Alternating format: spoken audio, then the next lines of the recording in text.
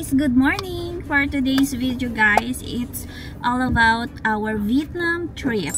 So ngayon is magpapa-hair color ako. Kasi next week guys, wala kaming time. And next week na rin yung aming alis. So this is for our prenup. Kailangan maganda yung hair natin. So highlights ba yun? Balayage, ganyan, balayage. So samahan nyo kami mag-prep for our trip. So ngayon pupunta muna kami ng Flash Express para i-drop off yung item. So yun guys, update namin kayo later. Sana maganda yung kakalabasan ng hair ko. Before and after! Siya magla-light pa to eh.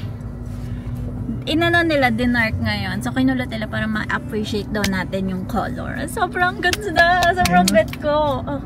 So, guys, pauwi na kami. And this is my new look. Hi, guys. Good morning. So, ngayon ay ang aming flight. Pero mamaya pa namang 10 p.m. Pero kasi ngayon kami ay magpapalinis ng kuko, papalinis ng ngipin. Lahat na gagawin na namin. So, mamayang gabi alis na kami. Kakapak lang namin ng mga gamit namin at 3 a.m. Kaya puyat na puyat kami. Nagka-time lang kami ngayon magkapak kasi si Mikel umuwi lang Friday kagabi. Ay! Thursday pala kagabi. Hindi masyadong ma-appreciate yung hair ko. Hindi masyadong makita kasi ma-appreciate daw ang balayage kapag nakakulot.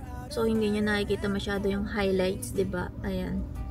So, ngayon, tara, let's go! Alis na kami! Magpapanails na kami. Samahan nyo kami mag-proper time before kami mag-fly. Apple pie, yeah, they want a piece of us. My, oh my, when we drive on by, they just can't deny. Hi guys! So, waiting na lang kami ng Grab. Nag-book kami ng Grab kasi nga, wala naman kami pagpapartingan. So, tumakas lang ako kay Chubby kasi hahawal siya. So, nakakawawa naman mag-isa si Chubby. So, yun guys, ang flight namin is 10:40. So, ang oras ngayon ay 5 o'clock. Mas okay na yun, mas maaga kasi Friday ngayon. Sobrang traffic later pag mamaya pa kami umalis. And mas okay na din yung mas maaga tayong nasa airport kaysa late, diba? So, yun guys. Update na lang namin ulit kayo kapag nasa airport na kami. And, see you Vietnam! Hi guys! So, nandito kami sa Terminal 3. Nakapasok na kami ng immigration. So, kumakain na kami dito sa top seat. Gusto sana namin itry kumain sa lounge. Kaso, limited lang pala yung cards na ninatanggap nila doon. Dito na lang kami kumain sa tapak. Ang sarap. Nanganghang na. Ang oras pala ngayon ay 7:50. Aga namin, no? Ang aga na mag-open ng Cebu Pack ng ano nila, ng gate. Ang aga nila mag-open kaya ang aga namin dito.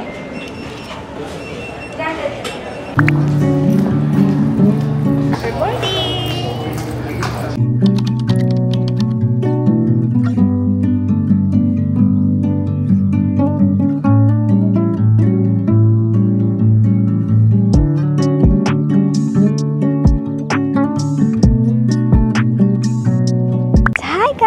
Welcome to Vietnam!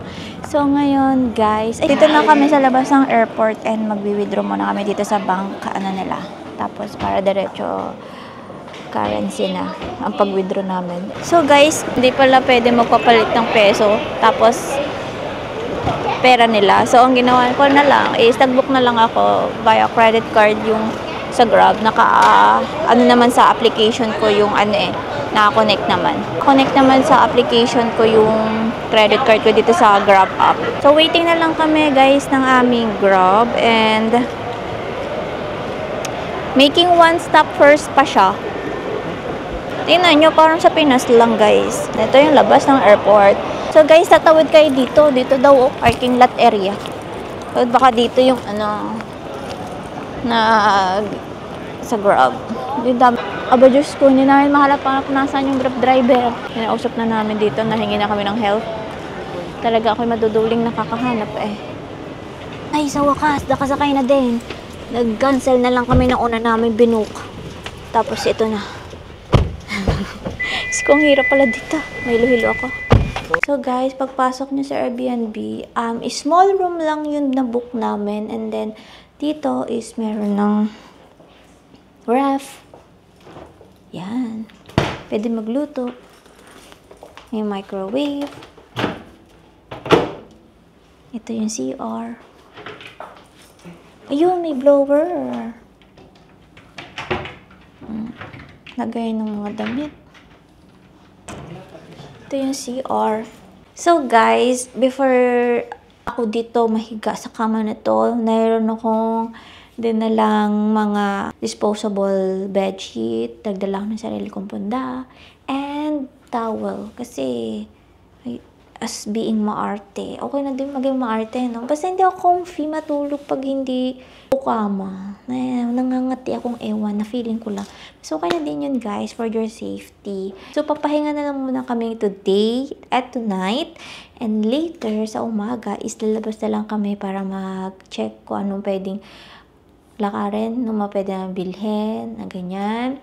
And tomorrow nga pala is our first activity na gagawin namin sa pag-wedding planning namin. Yun, sa wedding planning namin, ito yung first activity na gagawin namin. Ito yung prenup namin. So, yan guys, papahinga na kami and maaga kami bukas gigising. And update na lang namin kayo. Bye! Good night,